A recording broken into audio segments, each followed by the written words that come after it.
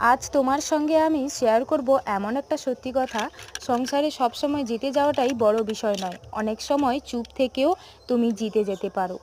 ভালোবাসা, সম্মান, সম্পর্ক সব কিছুতে। মালতী আর অনিকের সংসার 5 বছর হয়ে গেছে ওদের বিয়ের।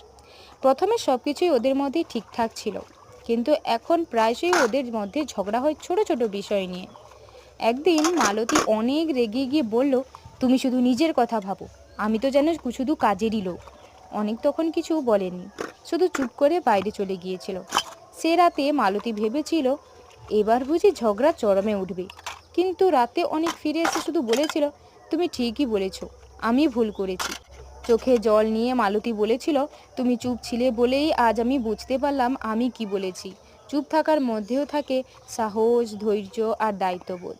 চুপ থাকা মানে সব মেনে নেওয়া নয়। চুপ থাকা মানে আমি সম্পর্ককে ভাঙতে চাই না।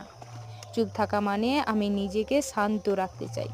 চুপ থাকা মানে আমি পরের অনুভূতিটাও ভালোভাবে বুঝতে চাই। চুপ থেকে অনেক ঝড় থেমে যায়। একটা সম্পর্ক, একটা সংসার আর একটা জীবন সব রক্ষা করতে পারে। 70 বছরের বৃদ্ধ দম্পতি সুভাষ কাকা আর নীলা কাকিমা।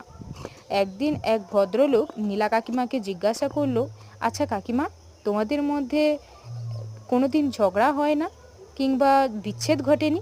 তখন নীলা কাকিমা হেসে হেসে বললেন, আসলে আমাদের এই 70 বছরের যে দম্পতি আমরা হয়েছি, আমাদের সংসার টিকে থাকার একটাই মূল চাবিকাঠি, তা হলো চুপ থাকা। যখন তোমার সুভাষ কাকা কিছু মাথা গরম করে বলেছেন, তো তখন আমি চুপ আছি, আর যখন আমি রেগে গিয়ে কিছু বলছি, তোমার সুভাষ কাকা চুপ ছিল।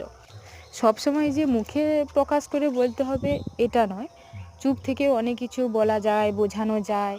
আর সত্যি বলতে সংসারে যারা চুপ থাকে তাদের গুরুত্ব অনেকখানি, কিন্তু একটু কষ্ট কিংবা একটু সহ্য ক্ষমতা দরকার প্রথম প্রথম। তুমি কি কখনো এমন পরিস্থিতিতে চুপ থেকেছো যেখানে চাইলেই জবাব দিতে পারতে? আজকের এই ভিডিওটা যদি তোমার মনে ছুঁয়ে যায়, তাহলে একটা চুপ লিখে কমেন্ট করো। চুপ, শুধু চুপ লিখবে। আর যদি তুমি চাও আরও এমন হৃদয় ছোঁয়া গল্প শোনাতে থাকি, তাহলে চ্যানেলটি সাবস্ক্রাইব করে পাশে থাকতে পারো।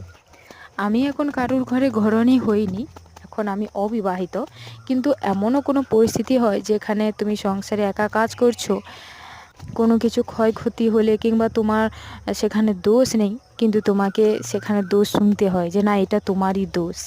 সব কিছুর একটা সময় আছে। ভগবানের ওপর ভরসা রাখো, বিশ্বাস রাখো, ভগবান ওপর থেকে সব কিছু দেখছেন। ধন্যবাদ ভিডিওটি দেখার জন্য। বাই।